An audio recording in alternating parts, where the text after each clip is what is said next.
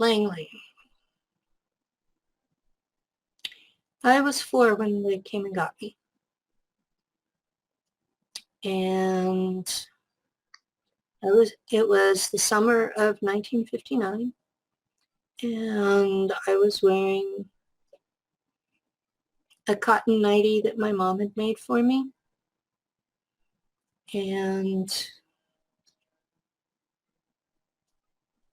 soldiers came into the house, and they were in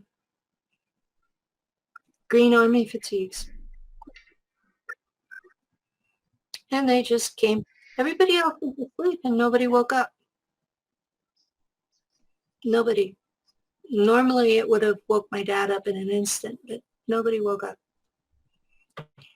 And they put me in the back of a Jeep, and we just drove for days. At night, not in the daytime. We kind of followed Route 66 backwards. Mm-hmm. I lived north of there, so we drove down State Route 99 to Route 66 and then east. And part of the time we drove in the daytime, but we were underground. And I don't know where we were, but it was tunnels that they were wide enough for 2 Jeeps to meet, but we never met anybody. And there were the old big bare light bulbs hanging from wires that were just draped. Mm-hmm. You would, if you were under one, you could just see the next one. And so it was basically to show you where the tunnel was, not to guide your way. And we would drive. It felt like forever. And we ended up in Virginia. And this was before the CIA headquarters were there. So I don't know which building I was kept in. I was kept in the basement. And somewhere along the line, I was mind wiped so that I wouldn't remember my family, wouldn't cry for my mother, you know. I still spoke English, but just barely. I mean, I was 4. I was very eloquent for a 4-year-old, but I was still a 4-year-old. And they started the mind fracture by holding me headfirst into a tub of water until I drowned. And I woke up inside the regeneration tank.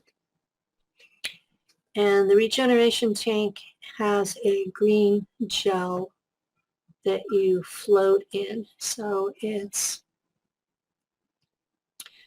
one of those areas where you have no stimulation. I can't. Yeah. And when I woke up, my head was shaved. So I had no hair, which was, my hair was stringy and tangled easily. And after all that travel and no brush, it was probably a mess anyway. So I wasn't worried about it. I don't know why I didn't remember my family, but I did remember the trip. Maybe it's different altered memories. But I had a number put on me here. There's no scar, but I think it was more of a stamp rather than a tattoo. But I was number 7. The agent who activated my memories had been number 5. That was part of why he appealed to me. Well, part of me remembered him.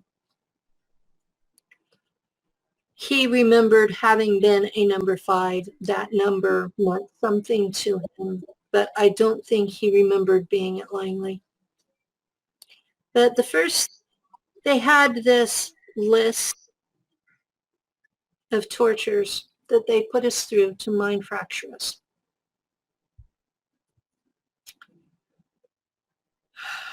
When an adult goes through these things, they just give up and die or go catatonic. When a small enough child is put through them, the child will choose to live by separating a piece of themselves as a bubble around that memory. So they're basically taking that memory and setting it aside. Like, that didn't happen. The goal was to form a 13 by 13 by 13 cubic array of those bubbles in a hierarchical sequence. So they only trained one to say, kill people with their mind. And all of the subalters would learn it from that one. This was standard operating procedure. So that when you add it up, it's just under 2,200 alters. I'm sorry, is 2,200 alters, does it mean that you have had 2,200 trauma experiences? So every time there is a trauma, there is not new alter created? That was their goal. I don't think they were that efficient. I think there were times that I was stubborn and they had to redo it. Okay. When it got to where you stopped responding to a specific torture, they would go to the next one on the list. They started with drowning because they wanted you to learn to breathe in the regeneration tank, which was a liquid. And later when I was home, I had trouble learning to swim because I would keep breathing in the pool. Well, that's what they taught me to do at Langley. So I don't remember all of the tortures because I haven't accessed enough of those altars to know what all the tortures were. What I remember, I was drowned. I was raped repeatedly, sodomized, nailed inside a wall and left to suffocate, locked inside a vault with other children with no food or water.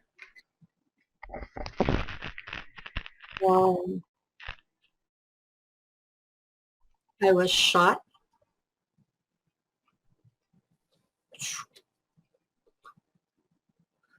I was also shot through the heart.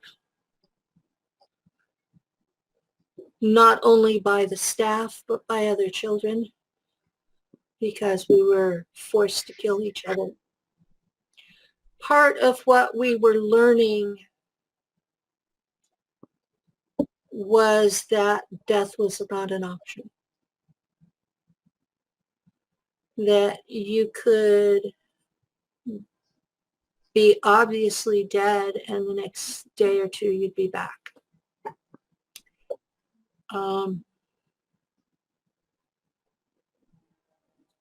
And that has been true in the service, is you're dead, you're dumped into regeneration or put into a new clone body. So you may be dead today, but you're not tomorrow. There is no escape. You will always be part of them. Death is not permanent. You don't get to escape them.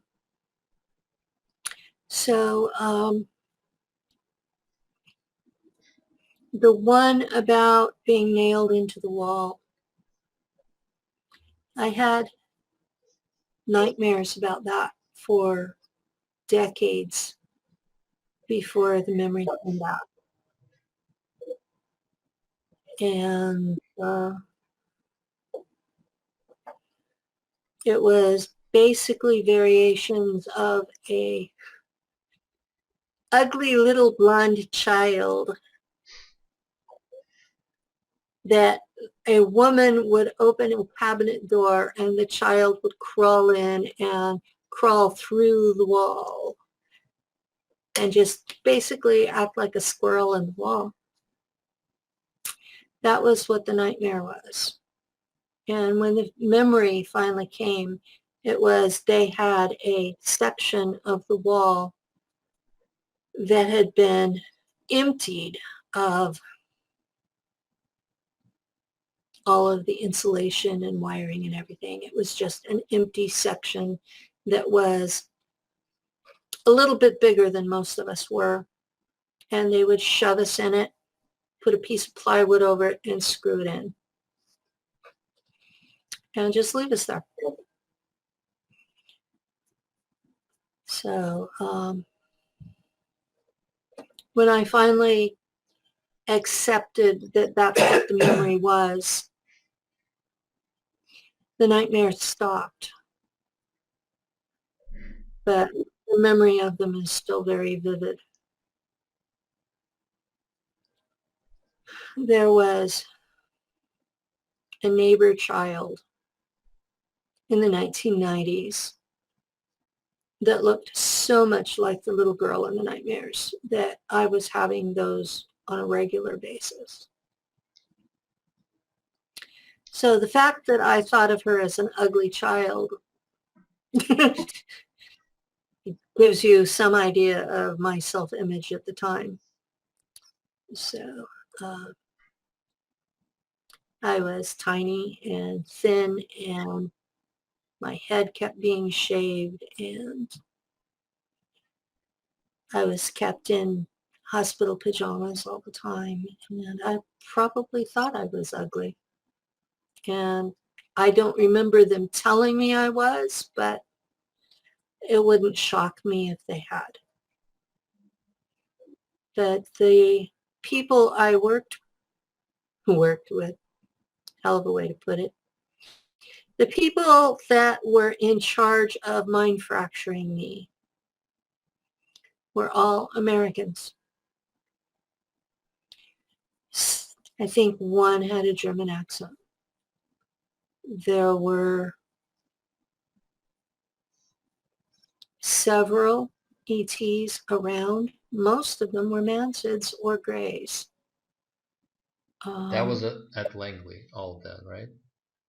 That was at Langley. And I didn't see them often. Mm-hmm. I know there was once I was taken out of our area and down a hall where I could see into, might have been a typing pool.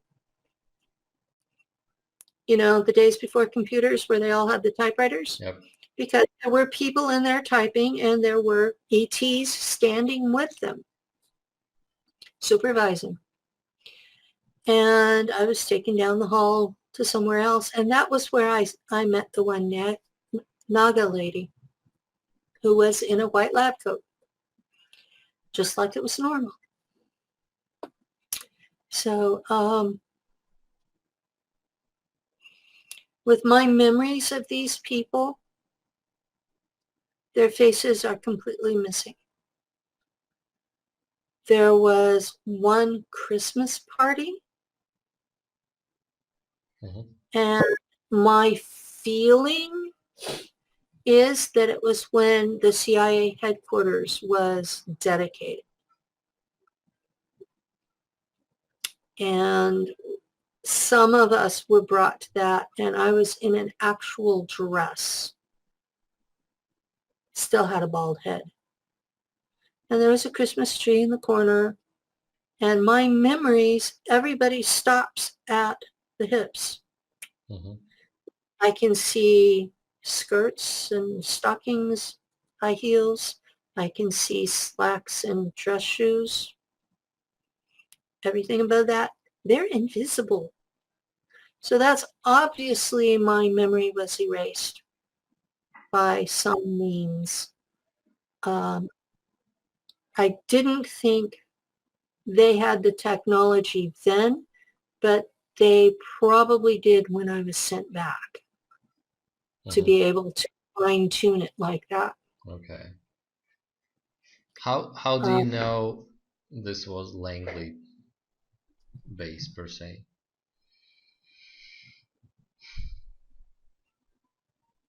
How did you find it out? When I think about it, it's like the word Langley is scribbled across it. Okay. I don't know how else to explain it. It's the memory says it's Langley. Okay. So they may have told me. I don't know.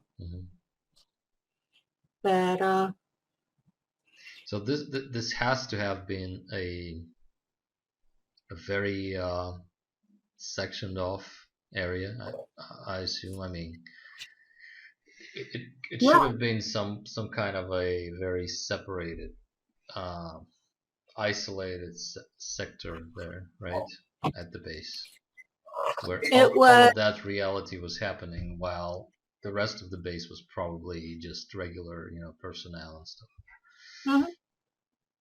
It was underground. I'm not sure how many levels underground. And it had the feel of a prison hospital.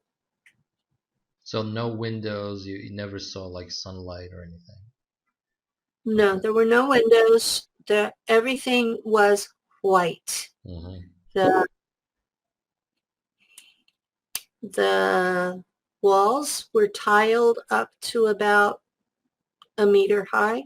It was probably 3 feet, but it was about that range. And the tiles were white, the walls were white, the floors had white tiles. As much of the furniture as they could paint white was white. It was white. My personal room, room number 7, had a cot and a small toilet and a small sink and no mirror and one window in the door, and it was very small.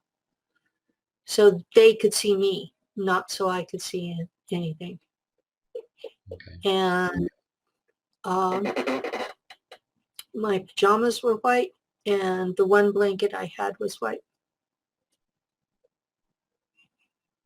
And they would get really concerned if I sat and rocked, because that was a sign of going catatonic. And they lost the kids that went catatonic. That was the mind was giving up. They wanted you to want to live, but they wanted to break you. And 80% of my group went catatonic. And how many children were there that you remember? Hundreds. Hundreds? There were hundreds when I got there. Hundreds.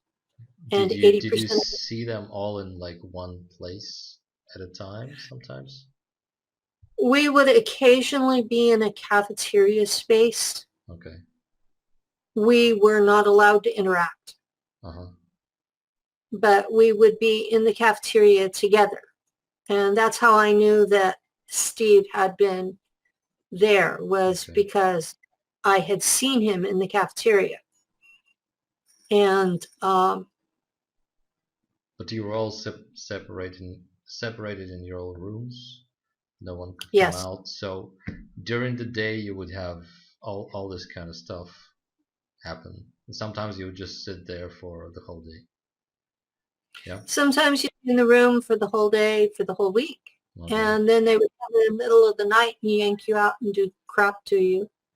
and plop you back into the room if they hadn't killed you, or put you in a regen tank. And when you came out, they'd hose you off, put you in fresh PJs, and put you back in your room. Sometimes they would bring you food in your room. Sometimes they'd let you starve. And then other times, if they thought you'd been in solitary long enough, they'd pull you into the cafeteria with other kids that you weren't allowed to play with. You know, you weren't allowed to talk to. You had to just sit and eat, or whatever assignment they had for you. Was there any like physical training involved? Any kind of training that you did? Not at that point. Okay. At that point, they were concentrating on mind fracture. Mm-hmm. That was the first year and a half. So that's 1959 to 1960. Mm-hmm. Okay. By the end of The 1960, end of 1960. Okay.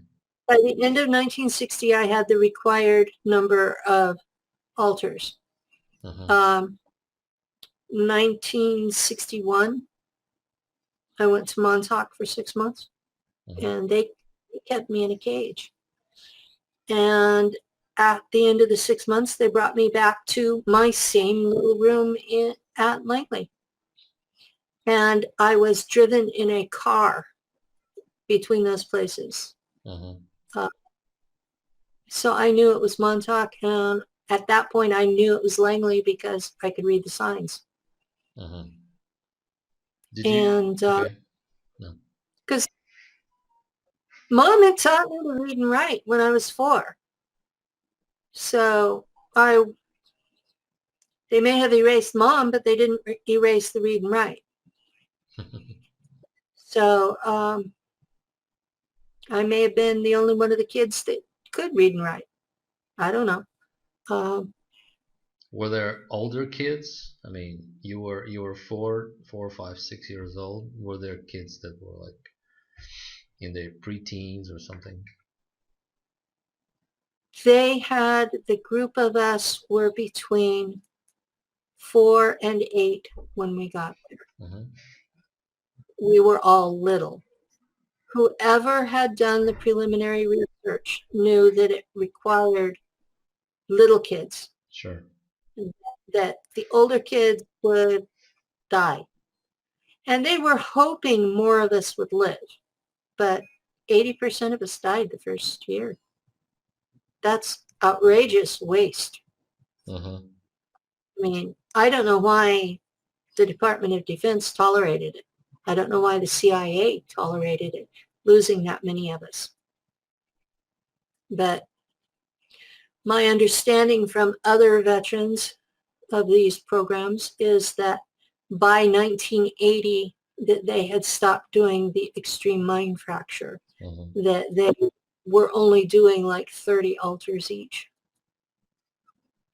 The people around you, the employees there, was there a lot of, would you say, like qualified personnel who knew like doctors? I presume those were like psychiatrists with special skills, right?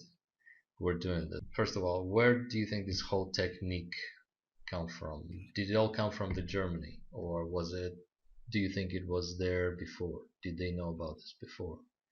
How did they know how to manufacture the technique and everything?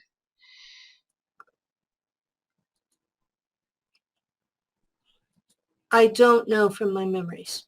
Okay.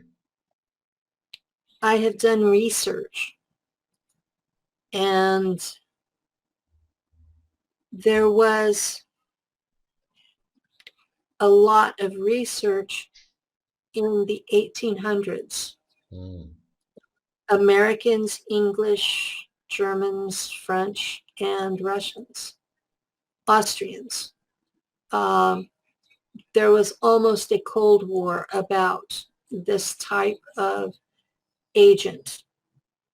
And a lot of research was done and then buried. So that in the 1960s, we see the KGB and the CIA and MI5 all doing the same research again. So I think the level that I was at, they were building on the old research. Uh-huh. So I think the publicly known MK-Ultra was repeating the old research. And this time using drugs that were not available in the 1800s. That's right. The LSD and stuff. Yeah, LSD was a new drug. So the people around you, what was their demeanor like? Were they like just cold, soulless to you, or was there any interaction? Were they like sadistic, or how did they communicate all of this? The people in charge were sadistic. Mm-hmm. They enjoyed what they did to us. The day-to-day people that were carrying out their orders were cold and clinical, like this was just another day's work. They probably might have been mind fractured themselves to do this. It's possible. Yeah. It's possible. Yeah. Especially the ones doing it today. They're probably mind fractured. But the ones then, it's like, there was no mercy. There was no defense.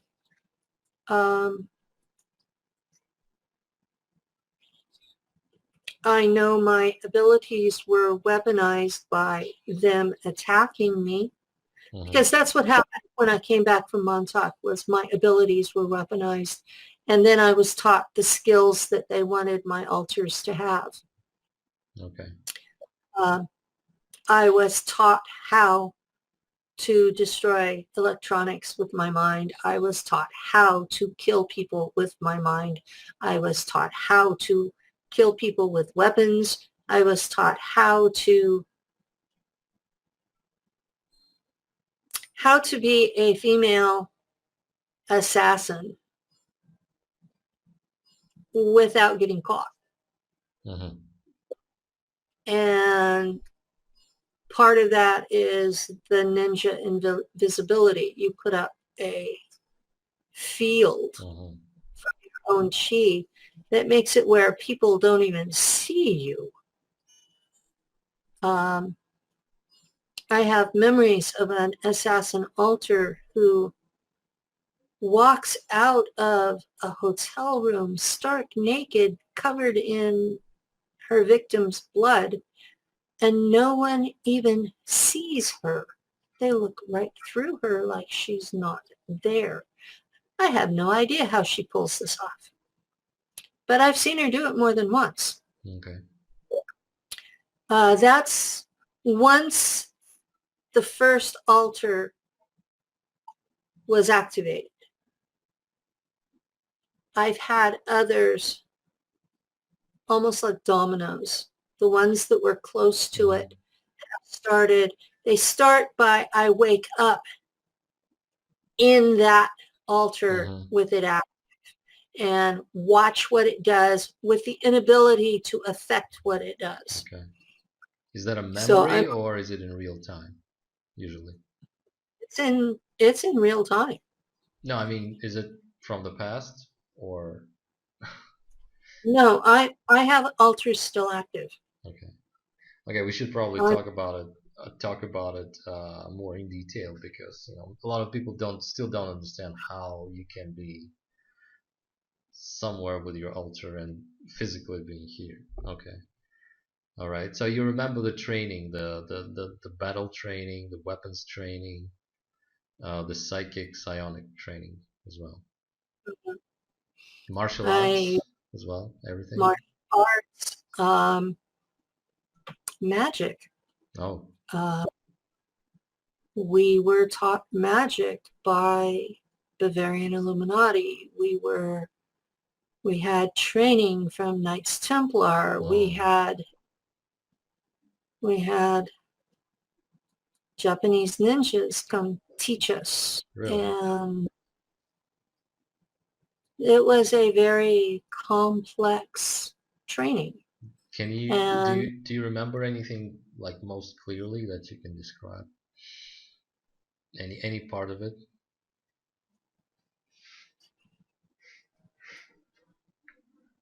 we would be set against each other Mm-hmm. where we had to have shielding to protect from each other. Mm-hmm. And it was, the orders were only one of us was coming out of the room alive. And there might be 5 of us in the room. Mm-hmm. And it was no holds barred, use whatever you got. Only one of you is coming out alive. We were forced into killing each other. And there were no alliances. You did what you had to do, Mm-hmm. and you survived, and you got out. Or you didn't. And you ended up in the regeneration tank, and however long it took to recover from the injuries, you'd be in there, and then it would be back to the same thing because you didn't pass. Mm-hmm. And So they would do it until you passed. maybe they Yeah. might make you pass 5 or 6 times, Right. or 30. And there was no rhyme or reason to it. You might Mm-hmm. be in the middle of another training, and they'll pull you out for a couple of days for something else. Mm-hmm. There was no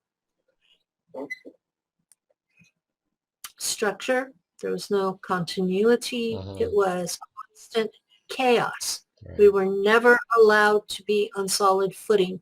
We were always at their whim. As in, we were not people who mattered.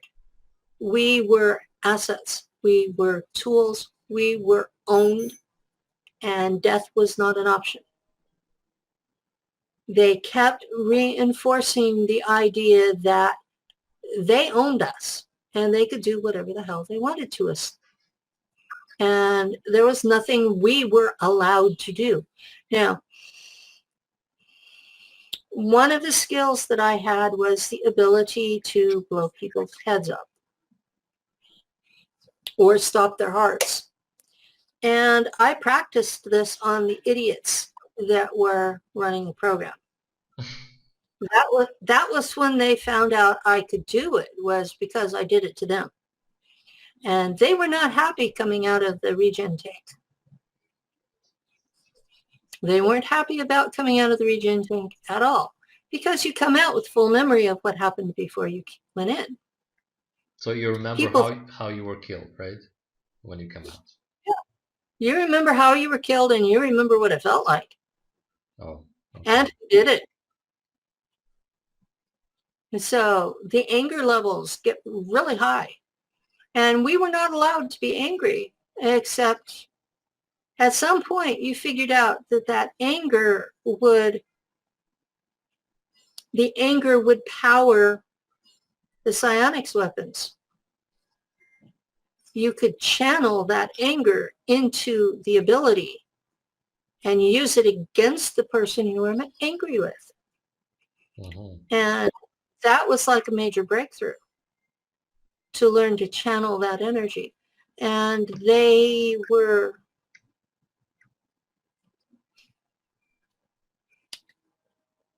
gave the impression they were angry with me. Okay.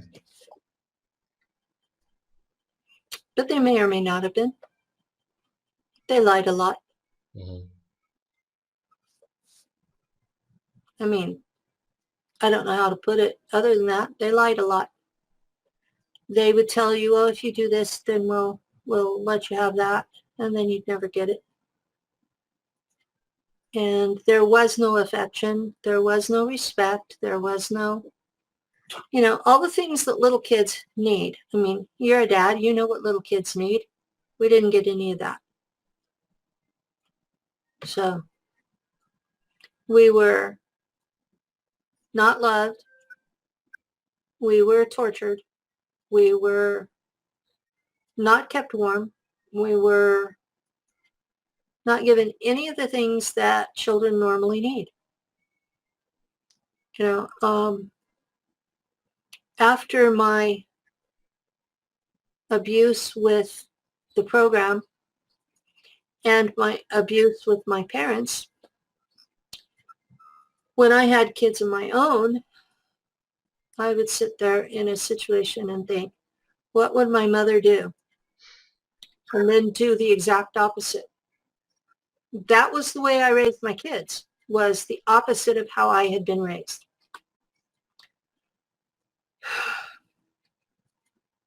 And they grew up and they're all three married and they're all three self-supporting and none of them are in jail and they're good people. So the opposite of what I was raised like turned out to be the best plan. So my experience at Langley was not something I would wish on my worst enemy. That's the honest truth. And if they are still doing anything of the sort to anyone, it should be stopped. Do you think they still are? I've had people from other factions tell me it's been stopped, that it was considered a waste of prime assets because so many of us died. And I would agree with that assessment. But in the SSP group, I have too many young people in their 20s coming to me with similar memories for me to believe that it stopped. And these are not just Americans. These are from all over the world. A significant number of them, English is a second language for them. So these are not just English-speaking people. These are from everywhere. The biggest commonality is that they have Merovingian in their family tree. So Europeans mostly, right? Europeans or anywhere, I guess. Merovingians were 1,500 years ago. Those people got around a lot. So they could be anywhere. Anywhere that Europeans ever went, which is everywhere on the planet. So so the ETs there then, the mantids and the greys, were you ever in the same setting with them? And what do you remember? What was their role there? What did they do? I never saw them outside the offices area. Okay. They were not involved in the day-to-day work.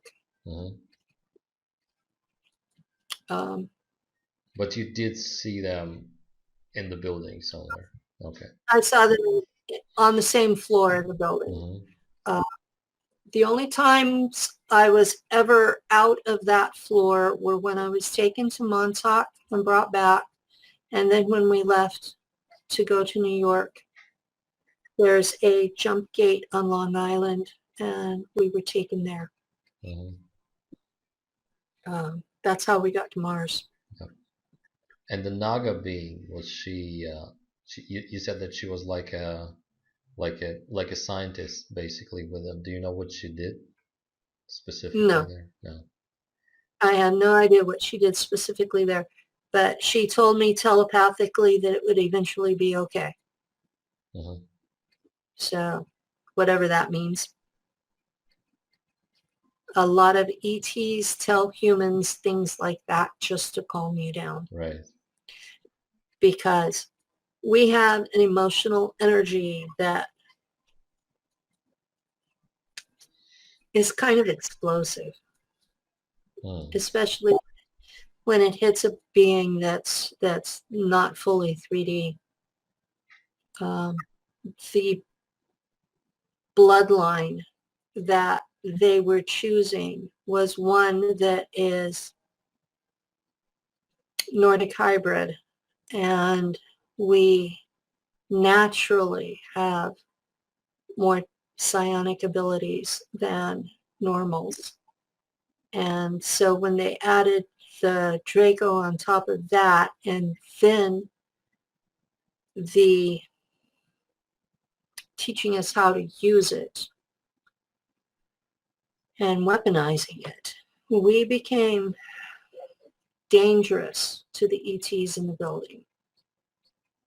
Yeah. So I'm sure most of her kindness was self-protection. Sure. How tall was she? The upright part was almost 6 foot, and she had a good 20-foot tail behind her. Oh, okay. So it was a snake. It was a snake, large, basically snake spine that ended up with a tail. Okay. uh-huh, And a torso with like arms and legs and stuff. Okay. just arms, Oh, just arms. just arms, So no legs then. no Okay, legs, I see. slithering along.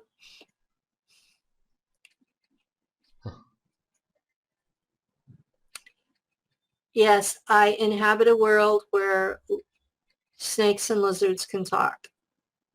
Sometimes with their mouths, sometimes with telepathy.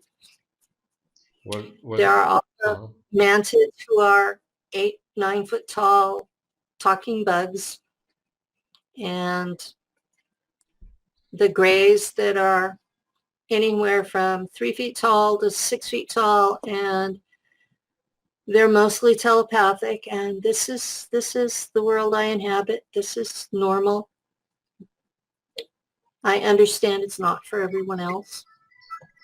Were there any reptilians on the base that you remember? Apart from, I mean, besides the Naga person.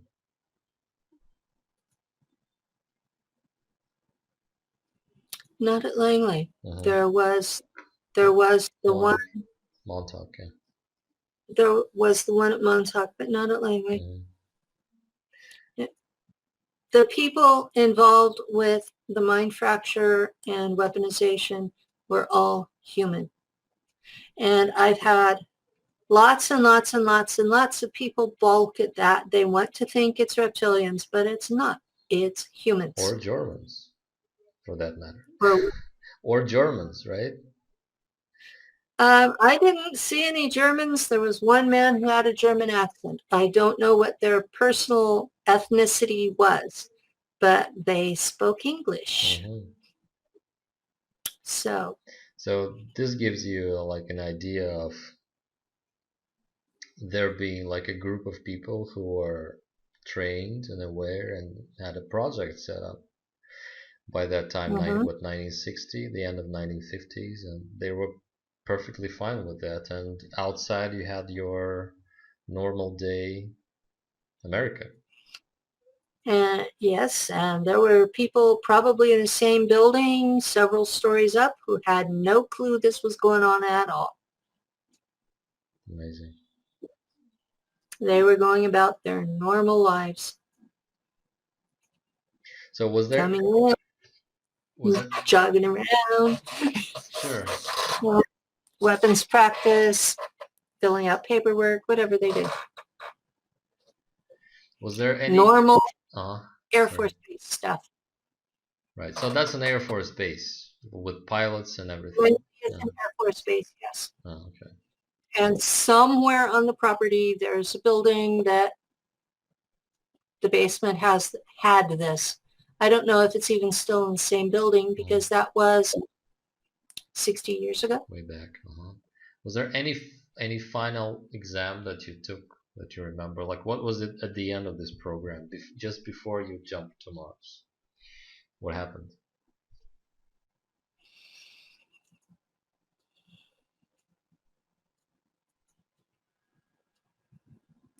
They told us our time was up. Apparently they had a new group coming in. Okay. And I remember hearing the thoughts of the guy in charge. He had gotten chewed out for losing so many of us. I had been there 5 years when they sent me to Mars. So I was 9 when I went through the jump gate. How many of you And I was at once? At that one trip, there were, I think, 8 or 9 of us in the elevator that turned into the jump room. But that doesn't mean there were more before and after. Sure. So we went into this building and we were still in our pajamas. And we went into the elevator and they said, okay, that's enough. And they had one operator that ran the panel. And there was a panel for regular elevator and there was a slide. And there was a panel for the jump gate. So you mean it was actually in a regular elevator, not in a secret like enclosure? Yeah, it was in an actual elevator in a building on Long Island in New York. And you know that building, right? It's not the Empire State Building. Okay, all right. But it was big enough to have an elevator in 1964. Okay. And it was right on the river and under a bridge. The only photo that I've seen from that time period, it was a hospital, which would explain why nobody cared that we were in Pedros. And we were told to huddle in the middle and not touch the edges, not touch the walls. Because the walls kind of morphed into a time tunnel look. Sure.